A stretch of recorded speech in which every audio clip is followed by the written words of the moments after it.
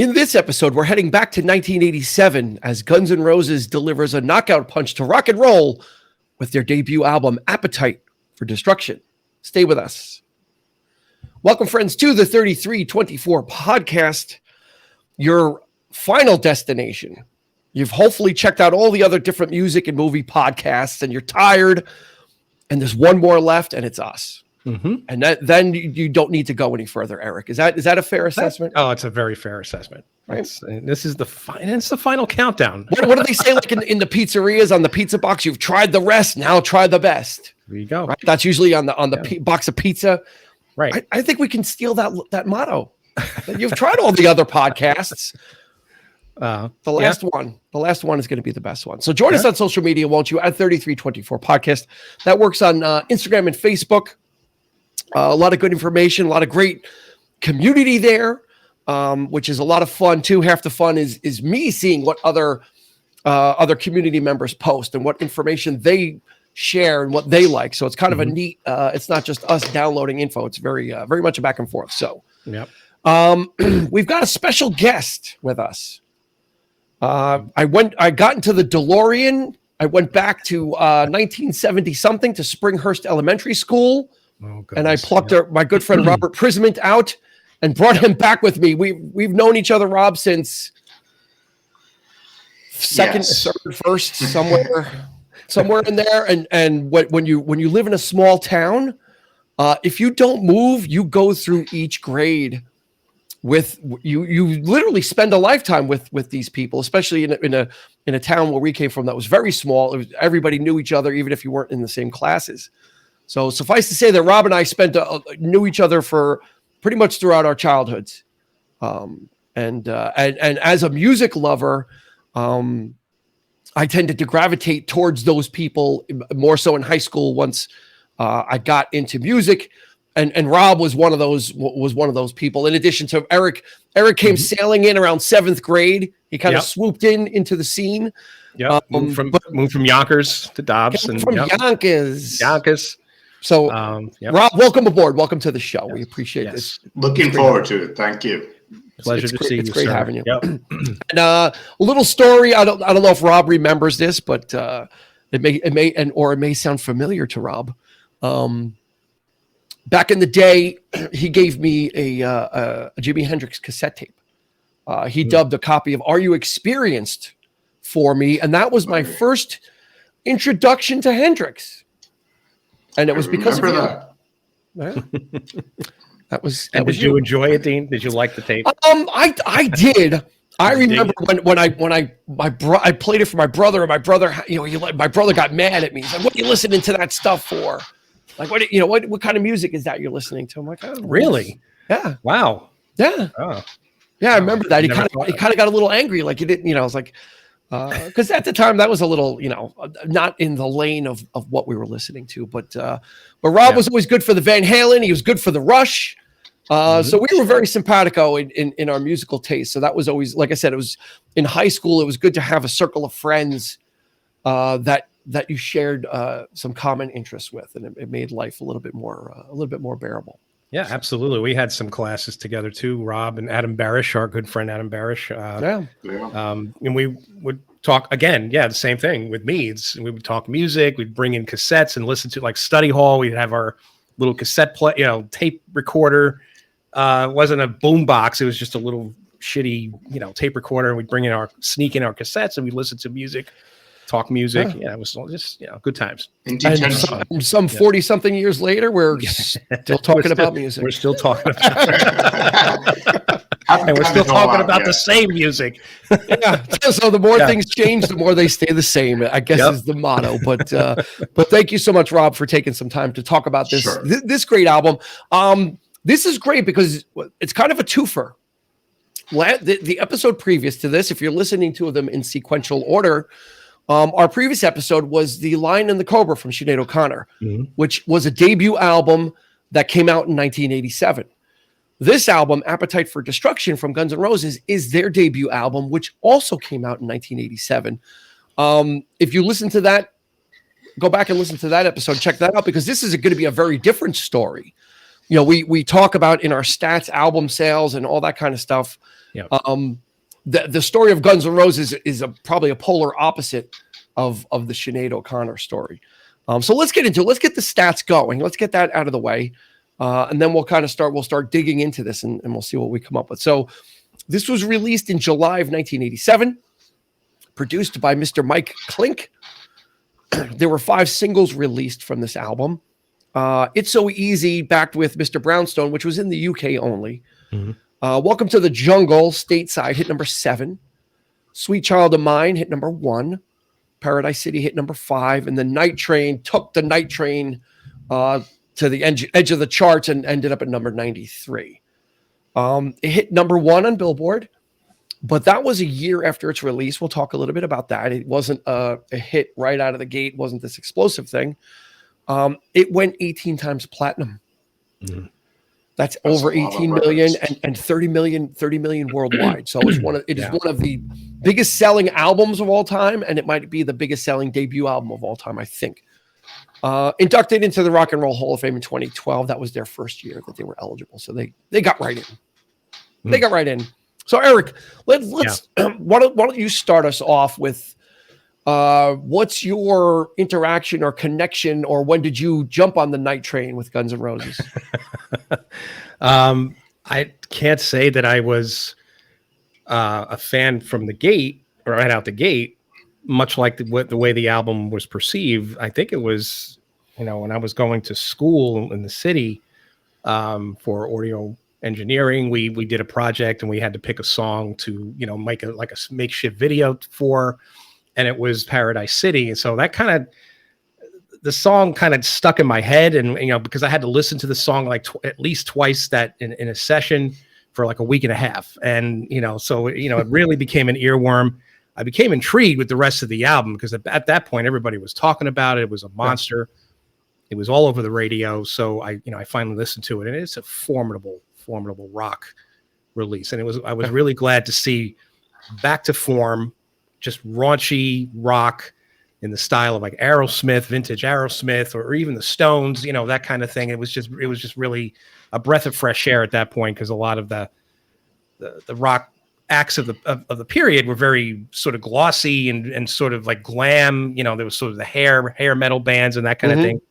So it was really nice to see something, like real down and dirty again. Yeah. So it was really nice to hear. Yeah. Cool. So Rob, what about you? Now we were we kind of we have a parallel trajectory, I think, in the late 80s, because we were both working in record stores. Yeah. Right. Yes. So we were actually working for competitors. I used to work for Crazy Eddie, which was now defunct. Probably didn't last much. Probably didn't last very long, actually, into the 90s, if at all. And when did you start? You were working at Tower Records.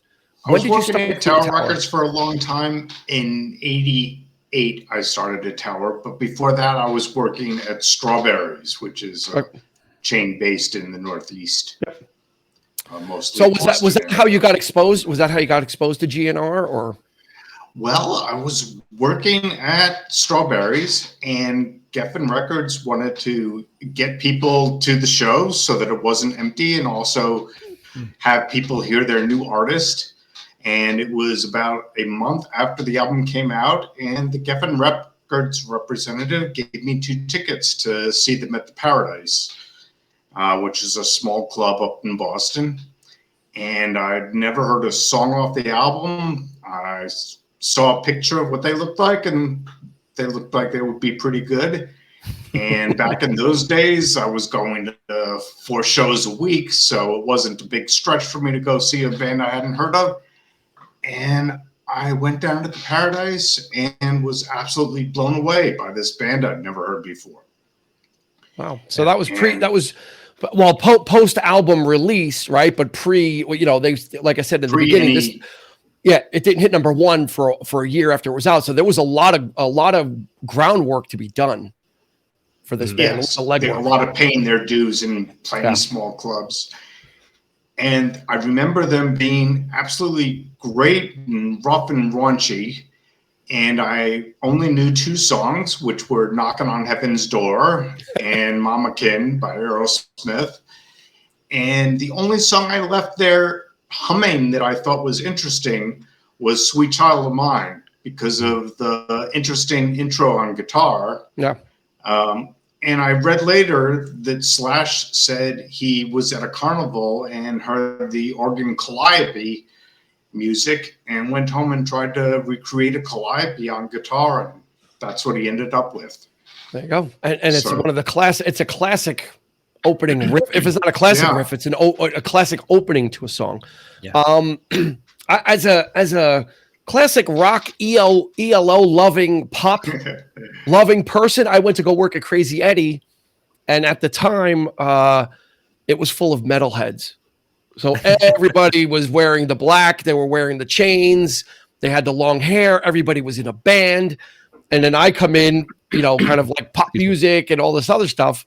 And all they were talking about and all they ever played was this album, Appetite for Destruction. That's all they were ever talking about.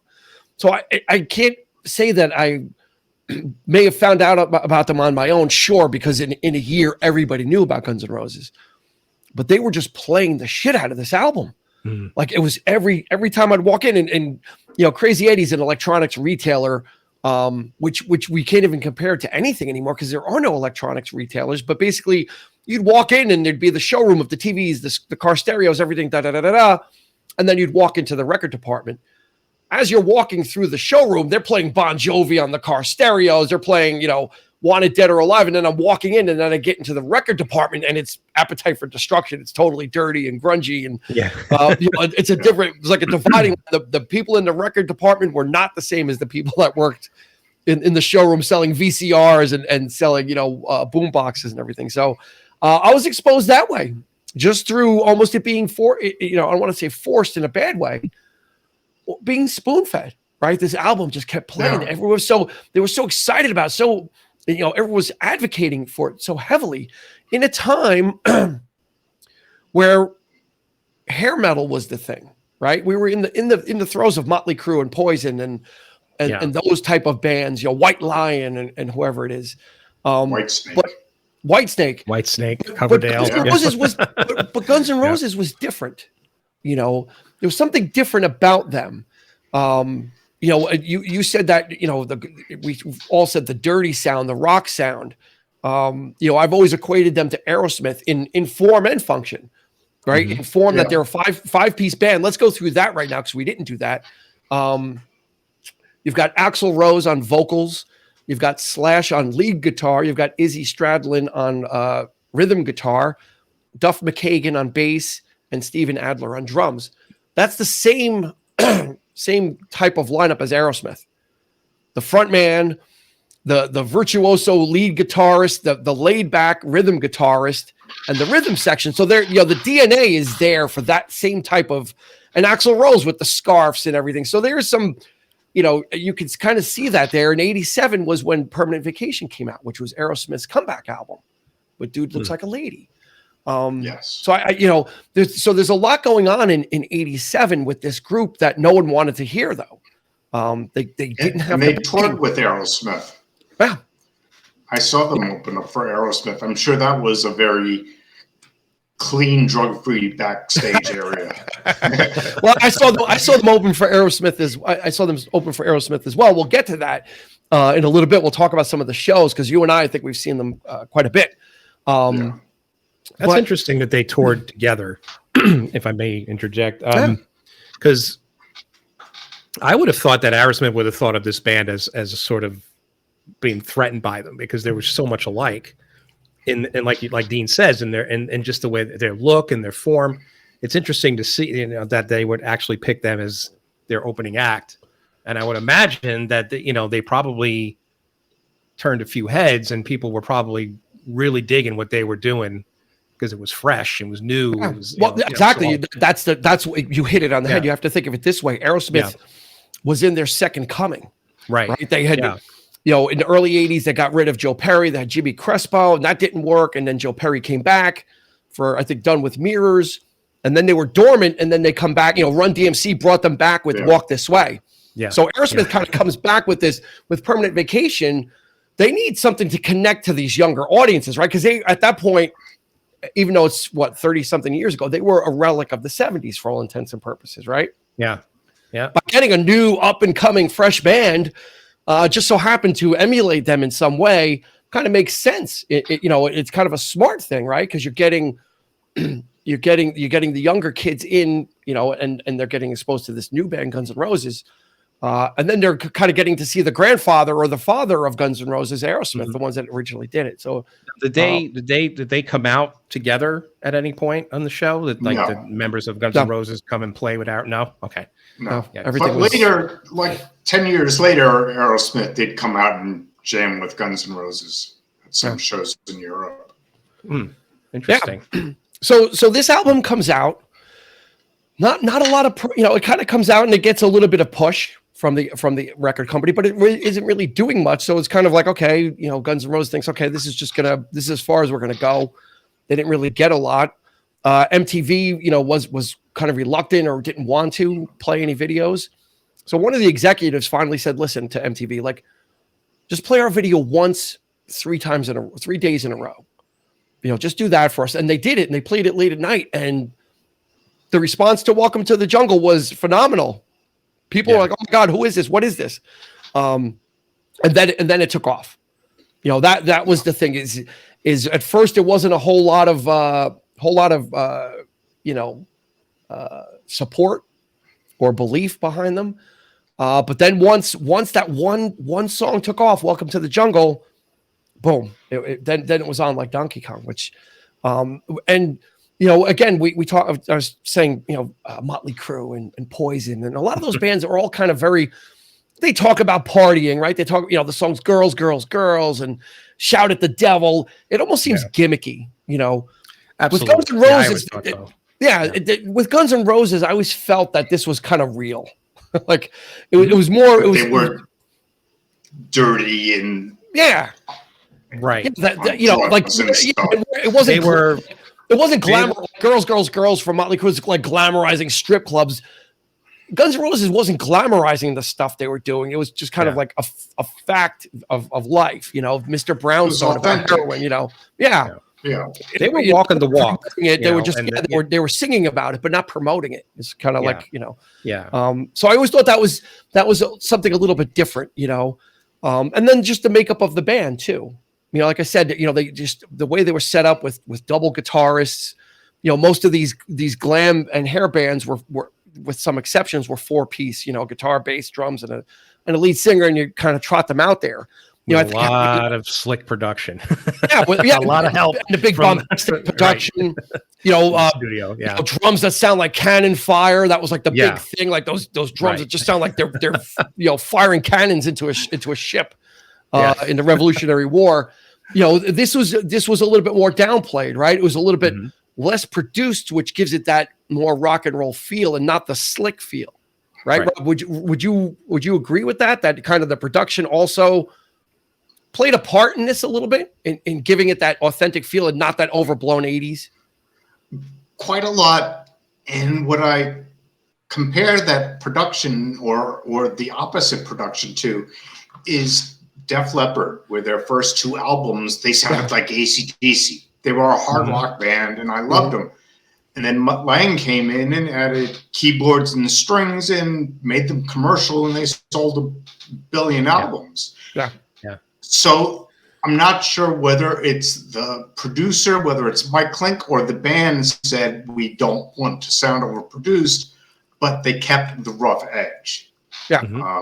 I always wonder what Def Leppard would have sounded like if they stayed a hard rock band. Sure. Yeah. Yeah, because once Pyromania came out, they had a certain sound of the vocals, the backing vocals, everything sounded a certain way, very tight and well produced, which I can appreciate. For Def Leppard, it works. Yeah. But no one else tried to. Very few, if any, that I can think of tried to replicate that. Like Def Leppard had a sound of their own, and no one kind of really tried to touch it. No one came out with a pour some sugar on me thing, unless you want to say Cherry Pie from Warrant, but that was a poor man's attempt at it. But poor man's Def Leppard. Exactly. But back to this album, it's it's not overproduced, but it sounds well recorded, right? So and there's a difference there, right? There's a difference between production and having stuff being recorded in a way that it's everything's sharp. There's separation. You can hear it. It's not murky and it's not muddy. And that's probably one of the refreshing things about the album too, is that it's got this really hard edge sound that comes through really crystal clear. It's not punky where we're going to underproduce it and have it sound grungy just for the sake of. It's like it's dirty, it's edgy, but it sounds nice. It's recorded well, which is important. How long did we say? How long that they had been like up to this point? Where they were probably doing a lot of excessive touring at this point, playing small clubs before the album. Right. And continue to do so even after the album was released. Yeah. Which is odd because typically that's the way a band works, is like they work their asses off just touring the stuff, writing the songs along the way. And then finally they get that big break, album comes out and boom, it's a hit. And then their venues start getting bigger.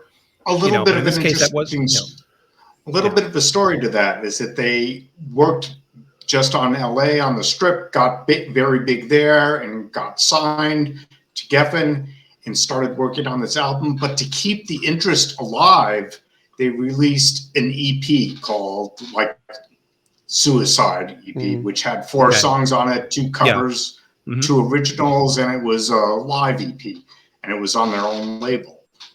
Now, the interesting thing about that is that the 4 live songs were not live. They were studio demos with applause added in the background from the Texas Jam in '74 to make it sound live. Interesting. Yeah. And their independent label that they released it on was actually Geffen Records releasing it, but they didn't put the Geffen label anywhere on it so that they could maintain their street cred as putting out something on their own. They have a little cred. I was going to say, like, because when you're commenting on how the album sounds, that has that rough edge to it. It's emulating a live, almost like they're playing live in the studio and just recording that. But that's interesting that you pointed that out, is that they actually faked it. They actually faked a live thing. They faked a live I find that's funny. That's funny. Let's put the crowd in afterwards. We'll go get some crowd noise. Let's talk a little bit about Axl Rose, because he is a singular. His voice is something special in this whole hair metal era. The light metal hair band, whatever you want to call it. He's like a 3-tool player. He had 3 really distinct voices that he would sing with, which again separated. You didn't hear other vocalists in these other bands of that era doing different things. With they would sing a ballad, they would sing it slow, like Every Rose has its thorn. Poison, it would be a slow song but sung the same way. Axl Rose has this low, flat, guttural, almost speaking way of singing, like Mr. Brownstone or It's So Easy, right? It's this low, flat voice. Then he's got a middle singing voice, like on Sweet Child of Mine, which can be it's a very good voice. It's a strong voice. Yeah. And then on other parts of It's So Easy, he's got this screeching, high pitched voice that he can go to. And you don't know if you've never listened to Appetite for Destruction before. You'll hear Welcome to the Jungle first, and then you hear It's So Easy. You might think, oh, is this a different vocalist? Is like the guitar who's singing now? Because it is that different. It doesn't just sound like, oh, Axl's singing lower. His lower timbre or whatever you want to call it is something different. It's almost got like it's got a menace to it, And I don't think Rob, I mean, you're probably the expert of this era. I don't think there was other bands that had that kind of a vocalist that would do that. I can't really think of one offhand. And the cool thing, jumping forward an album, is that mostly on the Use Your Illusions, he did a lot of songs where he was harmonizing with himself, singing the high part and the low part. And if you listen to those songs, you can hear it on the song Locomotive, where you're like, wait, who's he singing with? And you're like, oh, wow, he's doing both parts on that. That's amazing. So he really was a great vocalist for this album, though. From what I read, he for Appetite, he would sing one line at a time, though, and like they would kind of record a line at a time, probably because of what he was putting his vocal cords through. And again, in some songs, you're hearing two distinct different types of vocalizations in there, with the overdubbing and all that kind of stuff. So it's really, again, that's what gave Guns N' Roses their uniqueness as well, right? Is giving you on the album. The album is very consistent, even though the vocals are different song to song. It's a consistent sound, so you can kind of sit down and embrace this, and you know what you're gonna get. No ballads, and I don't think Sweet Child of Mine really qualifies. Do you, Rob, ballad or no? Sweet Child of Mine?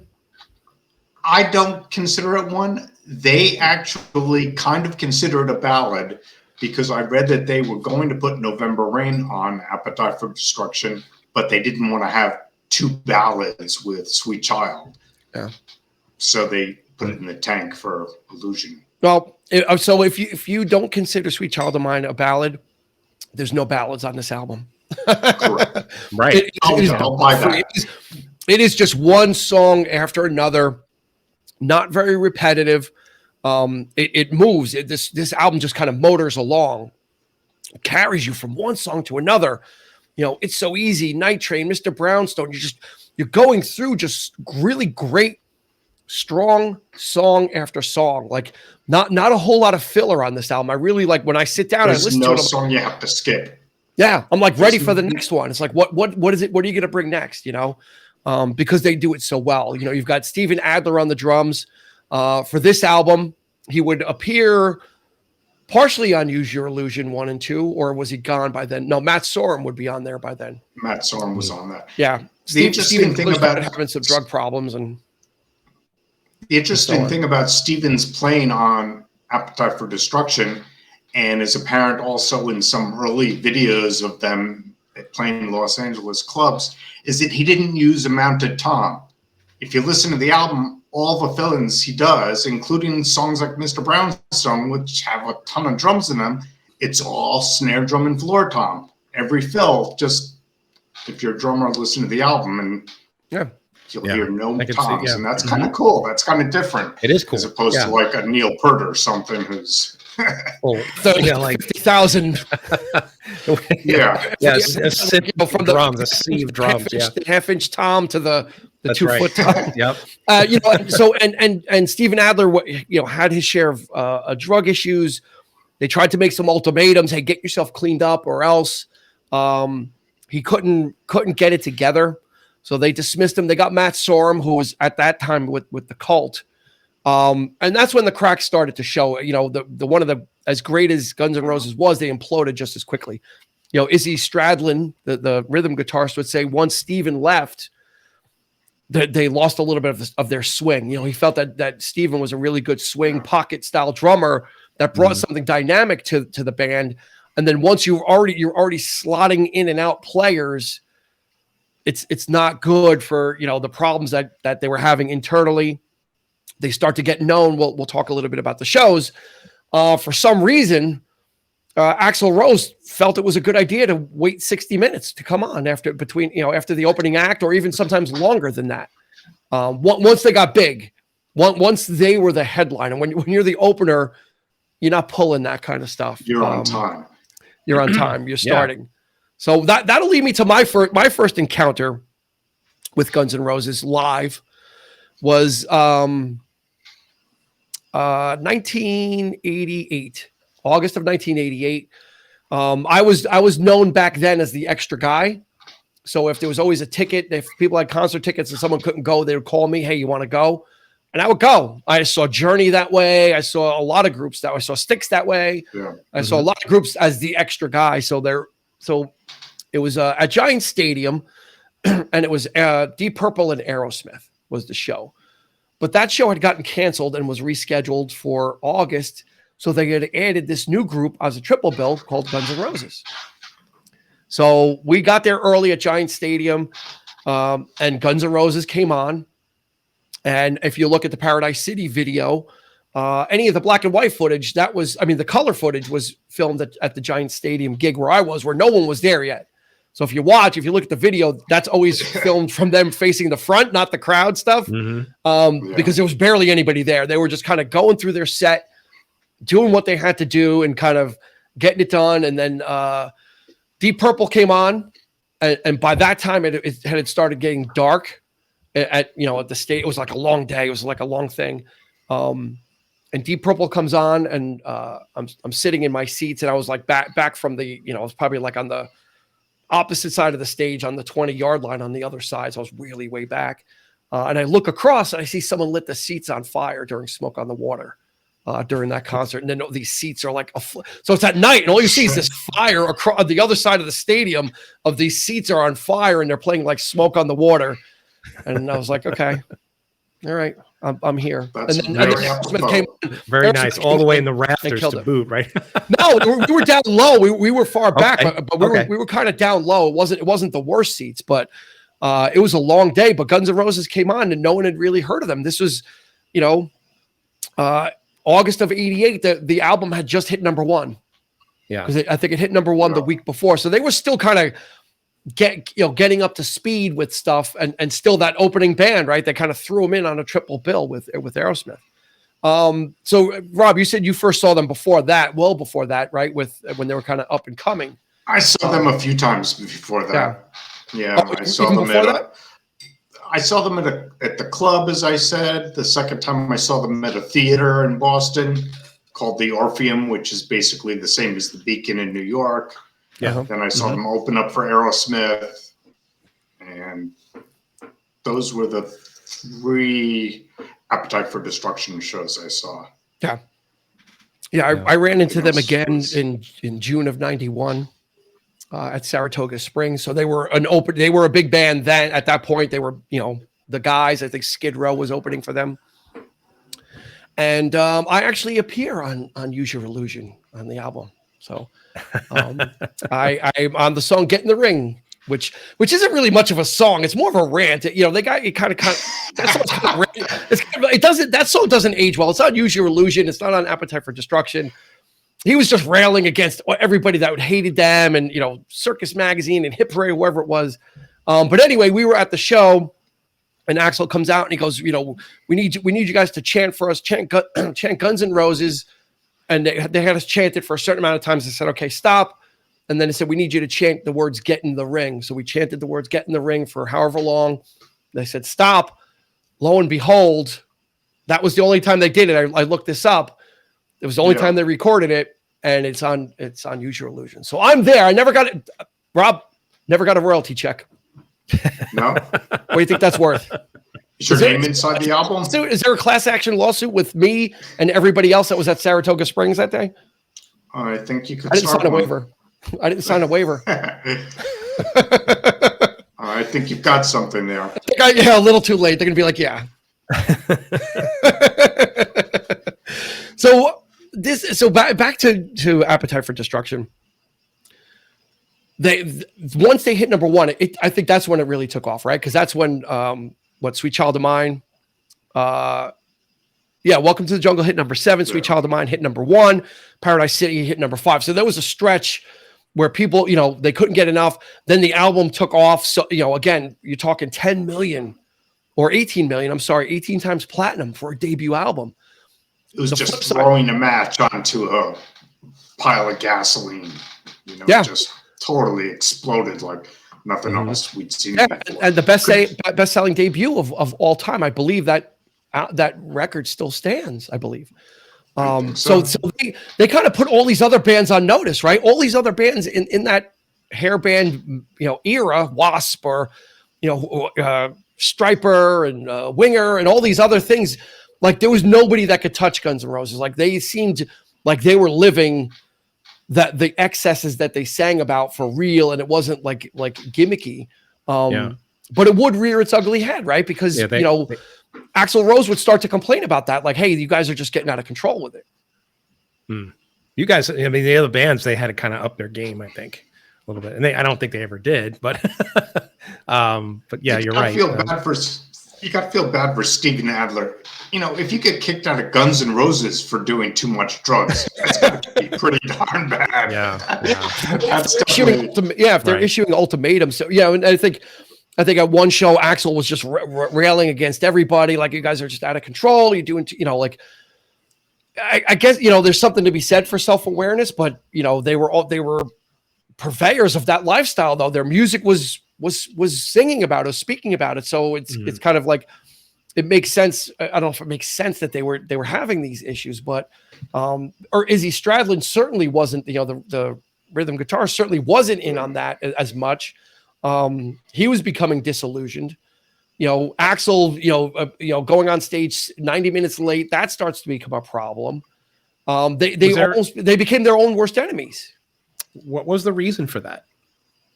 Was there ever his attitude, right, Rob? He just attitude. Was it just attitude? Because he could. Just because he could. Yeah. I saw him at Madison Square Garden. Soundgarden was opening up, and I had never heard of Soundgarden, and so Soundgarden went on. Usually it's like 30 to 45 minutes for a breakdown, right? Even nowadays it's even quicker, but back then everyone had their rigs and everything. You'd break that down. So, you give like 45 minutes, it'd be an hour, and then there would be another hour before he would even go on. And people, I don't know what it was. I don't know if it was a control thing where felt he was in control of the audience or whatever, but people would just, by that time you're kind of pissed off. Like, I'm ready. Are we leaving or what? Like, are we staying? Is he coming out? We heard this was going to happen, but it's not fun when you're there. Yeah. Never had the privilege or I should say that experience of having to sit there, because I probably would have.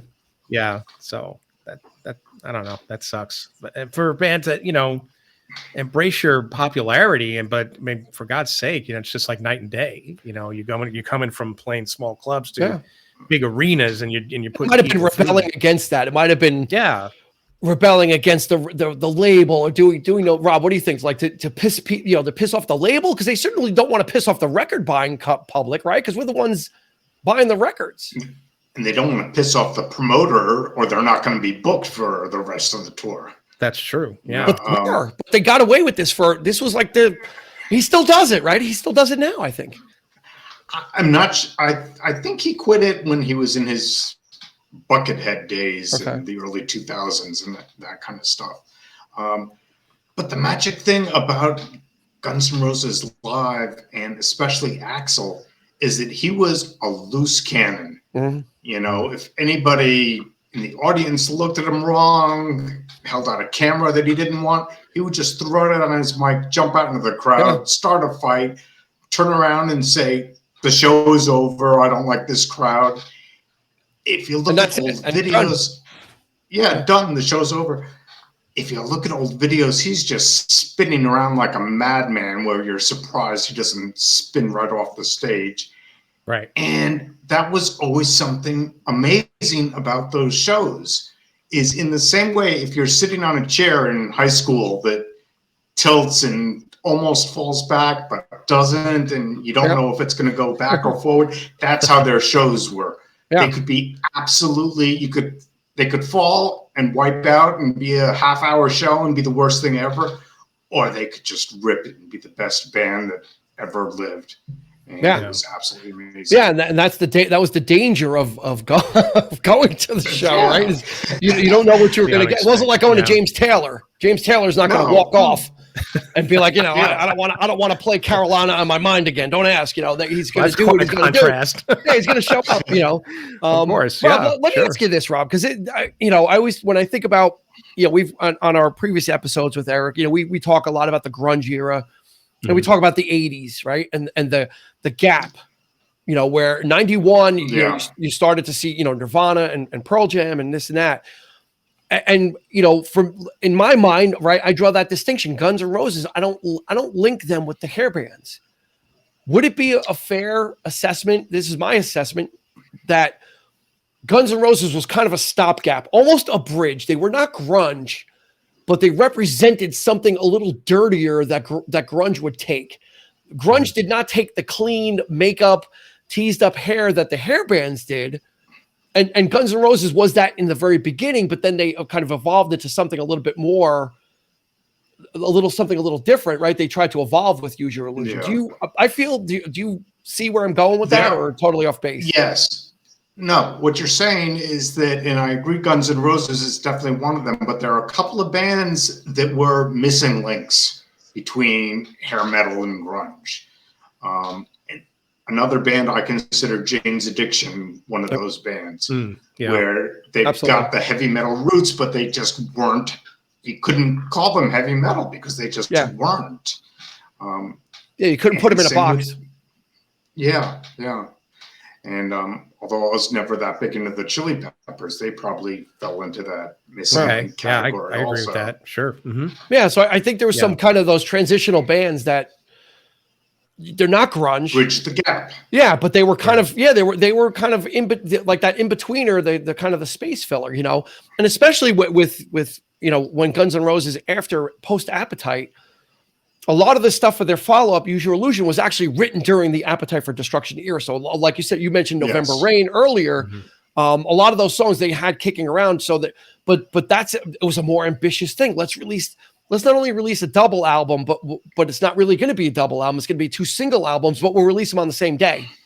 You know? Yeah. So they really went for something ambitious to really expand their sound, right? They added Dizzy Reed on keyboards. So they were already kind of growing, even though the inner turmoil was eating at them.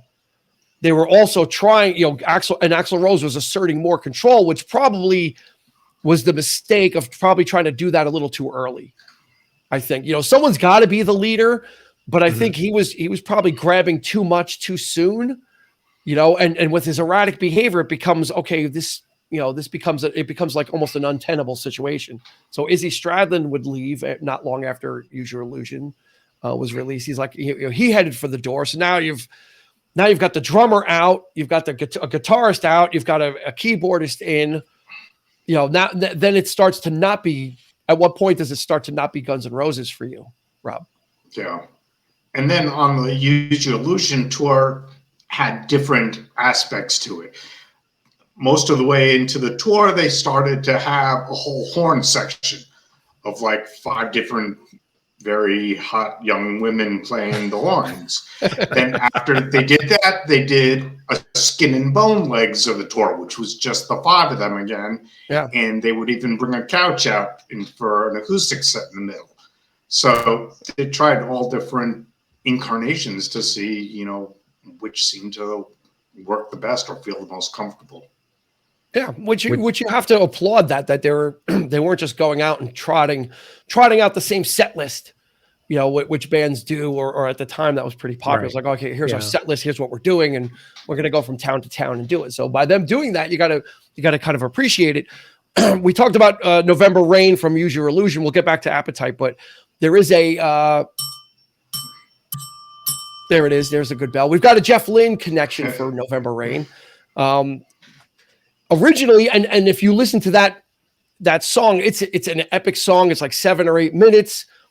It's probably one of their biggest produced songs from Use Your Illusion. It's got strings and everything. How does Jeff Lynne come in? Well, originally Axl Rose wanted Jeff Lynne to produce that song for them.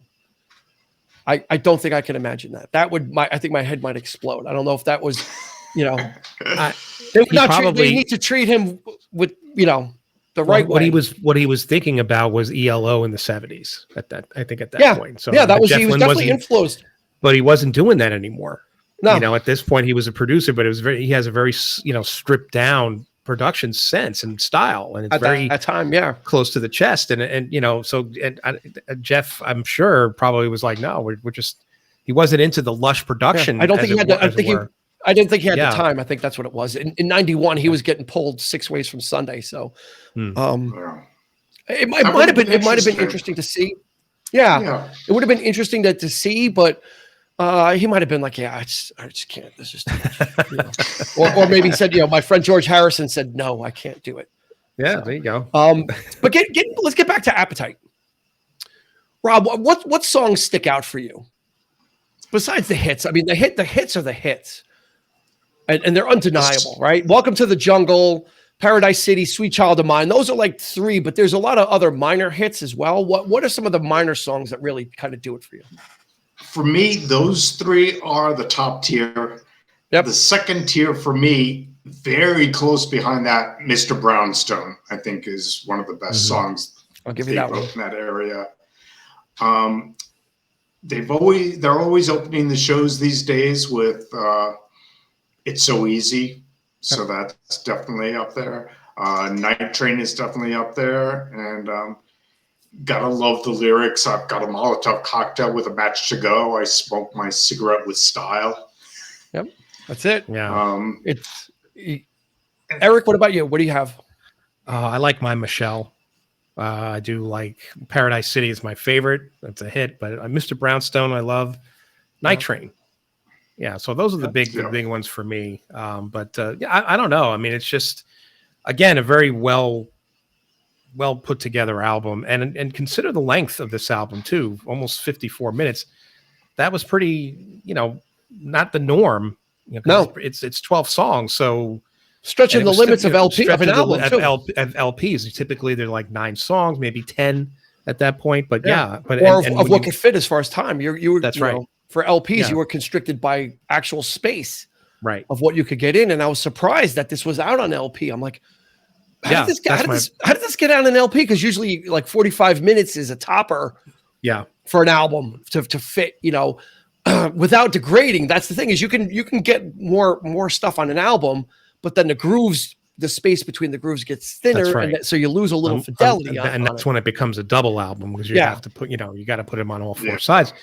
But I mean, LPs were kind of on their way out at this point, I guess. But the release was still there. I mean, it was still and sounded great. Yeah. So I'm going to go with Rocket Queen. I really like Rocket Queen.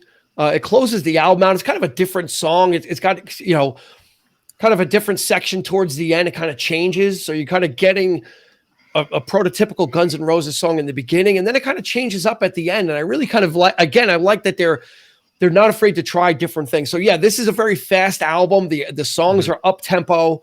They move.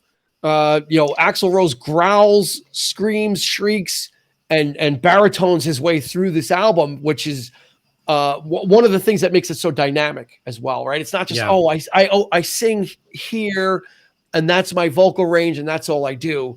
You're getting someone that really kind of is guttural sometimes, shrieking sometimes, but then very tender, like Sweet Child of Mine. He sings it straight up, pretty much, and he really delivers it. He's got a strong voice. That's the thing. You think, Axl Rose is a pain in the ass. He does all this crazy stuff, but he's actually a really good vocalist. He can sing. He's got a really clear, strong voice when he wants to sing those types of songs, right? As well. They can't take that away from him. I think that's the thing. It's like he knew it. That's why he got away with half the shit that he got away with, because he knew that he was unique in that sense. So how many singers were there like that at that point? Yeah. Very easy, not easy to replace. You mentioned Rocket Queen and trying new things in the studio. There's something interesting on that song. During the breakdown near the end, Axl felt like he wanted something more in the breakdown, and he called up Steve Nadler's girlfriend to come down to the studio and played that middle section for her and said, "We're going to go into the recording booth and have sex, and you be as loud as possible." There you go.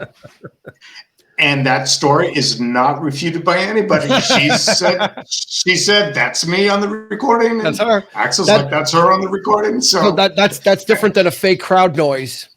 That's not quite the fake crowd noise from their EP. Now, Rob, did you know? I just found this out recently. Did you know that Axl Rose re-recorded this album in 1999?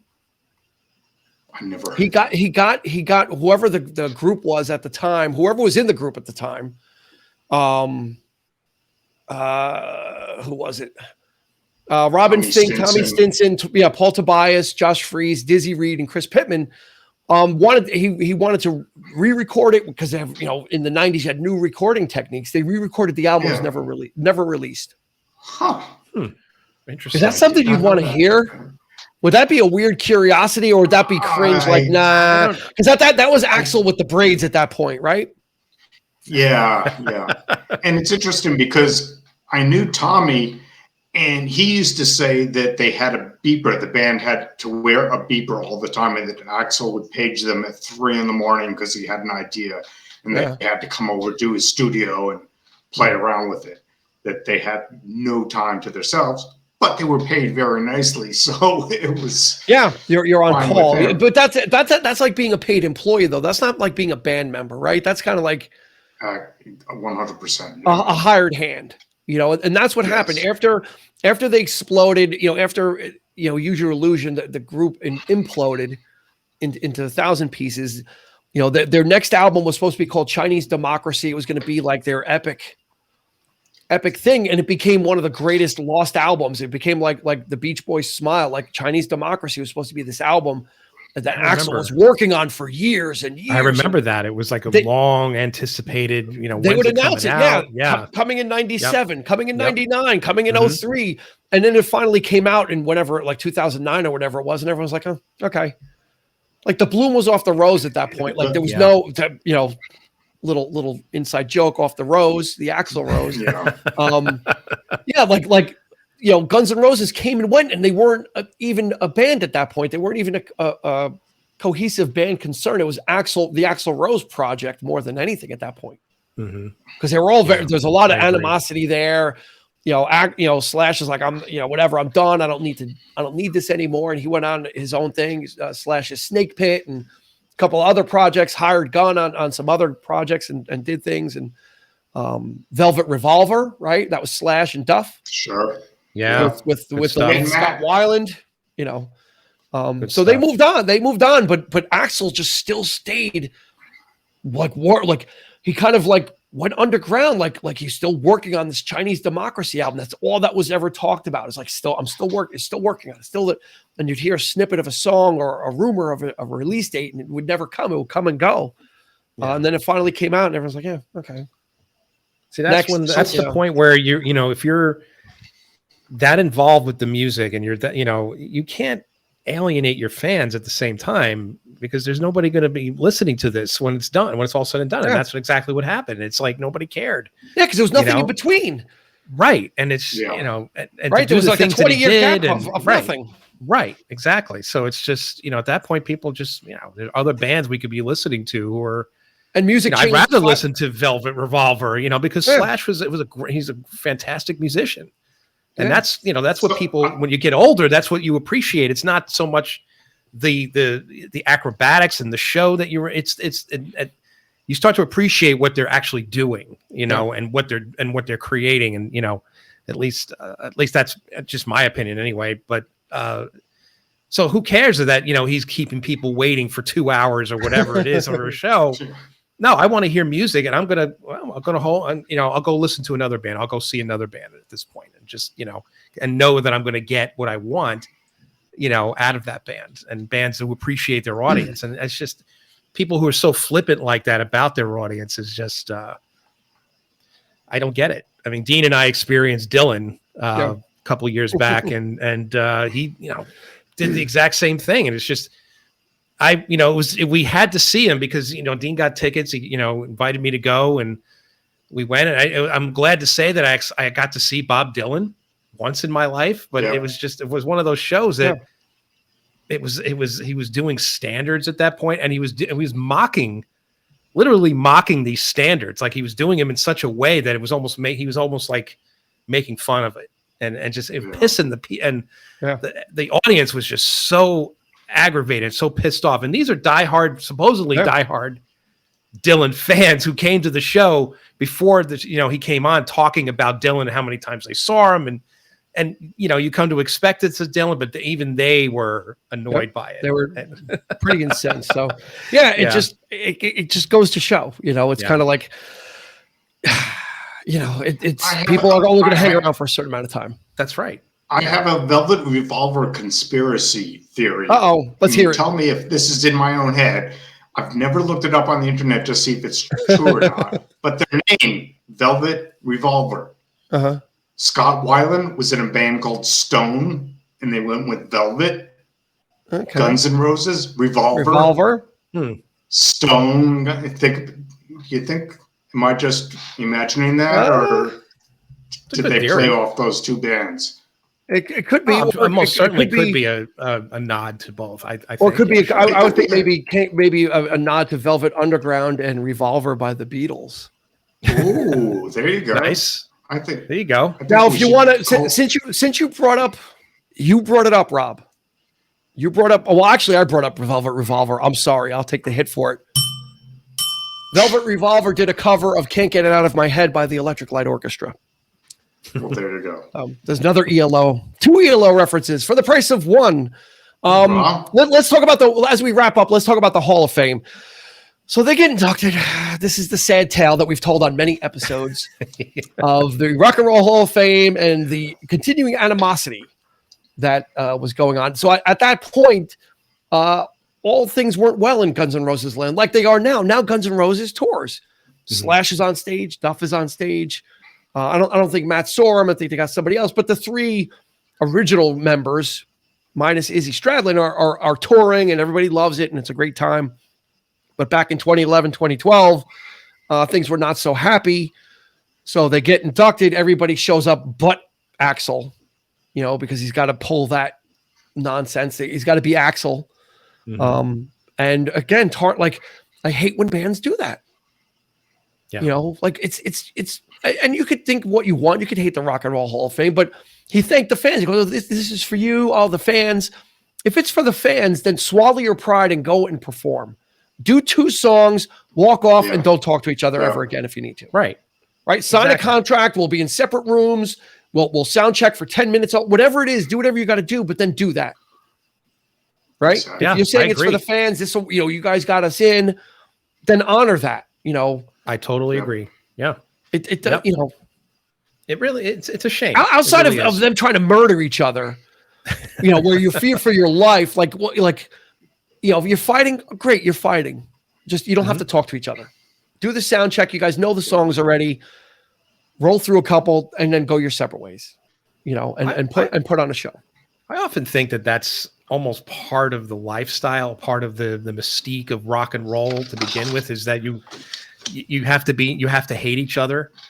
Isn't that the tradition, right? You can't be like REM and you too. You can't all like each other. They all like each other. And they all get along. Rush did it for, they were the most consistently, and they never bickered. They never, they didn't party a lot either, but they carried through and all the way to the end. It can be done. It can be nice. You can collaborate. But it seems like that's the stigma, right? It's like, no, we're in a band. Even Almost Famous did it. Like Cameron Crowe almost even parodied it in his own film with the band. They're not getting along, and Billy Crudup and Jason Lee. Like fighting, and that seems to be the almost part of the criteria for being in a rock and roll band is to not. We could name Eagles, Journey, Styx, Blondie. Mac, so much acrimony in these bands, and it's just kind of like, all right, I've got one last GNR story. Go ahead, go for it. Okay. So before the Use Your Illusion albums came out, about a month or 2 before, Guns N' Roses did a secret club tour of 3 clubs in San Francisco, Los Angeles, and New York. I knew about the New York show. I called up everybody I knew in the music business. Everybody was going. Nobody had an extra ticket for me. Oh. So my friend and I take our wallets, go down there, and it's like, we're going to get into this show. We finally find somebody that had extra tickets. We paid an exorbitant amount. We swore to each other that until the day we died, we would never tell anybody how much we paid to get into the Ritz show of Guns N' Roses. So that's a great story, Rob. How much did you pay? Are you going to reveal that or no? we each paid $100 to get in. But back then the tickets were probably like 15. Yeah, they were probably like $15 the tickets back then. It says $20 on it. Yeah. It says $20 on the ticket. $20. So there you go. Back then it was like, oh, that's highway robbery. That's like the going rate for like a balcony seat nowadays, or even more. Right. It's not even. We paid 5 times face value. That was probably. I was like, yeah, man, I just made $100. Now it's like 100. I'd pay that for. I'd pay that for the nosebleeds, easily pay that. Pay that for a T-shirt nowadays. Seriously. So Rob, I'm going to call you to the carpet as we close out. Go for it. When Use Your Illusion 1 and 2 came out, you were working at Tower Records in Yonkers, New York. In Yonkers. In Yonkers, New York. And I was a patron of that store. I shopped there quite often. I was buy CDs. Thank you. You guys also had the video rental side, so I'd go rent Faces of Death or whatever creepy stuff was available. I'd go rent there. And then you guys had, when Use Your Illusion 1 or 2 came out, you guys had a midnight opening, so you're going to sell it at midnight. And you guys promised food. And I waited lined online. up, so we bought them pizza. You're right. You are absolutely right. You did buy pizza, but what you're not telling everybody is that the guy came with the pizzas and threw them on the ground as he was walking by, like he's dealing out a deck of cards, and then everyone's like scrambling like maniacs to flip the box open and grab a slice and then get your space back online. So so all these years later, I'm thanking you for the pizza. So now we're even for the Hendrix cassette. There you go. That works. Eric, you were with me. You were with me, right? I did. It was a midnight thing, and our friend John was also with us. And you guys, we were waiting. Get the 2 CDs and the 2 CDs, right? And I remember distinctly both those CDs were very, very different. By the way, we didn't really comment on this, but both albums were distinctively different. That's probably the reason why they didn't decide to make it a double album. Is because the music was just so night and day. I'm a huge fan. To this day, I don't know which songs are on which album. Yeah, I get confused too. I'm like, wait, where's Don't Cry? Which version? And then it's like version. Which version? Yeah, it's like I can't keep track of it. So I think that's gonna do it. Appetite for Destruction, a watershed moment in rock and roll. An instant classic, right? I mean, I think that's easy to say, Rob, that when this came out, like Sweet Child of Mine was an instant anthem from the opening lick. Mm-hmm. It was a game changer. Yeah, it absolutely was. Again, in a decade awash with excess and excessive hairspray and excessive makeup. These guys kind of came in and just kind of really brought rock and roll back down to the grain, really sanded away a lot of that varnish. And for a brief moment, they flew high, but they, imploded. But for that brief moment, they really kind of showed what rock and roll could, what it was and what it could be again.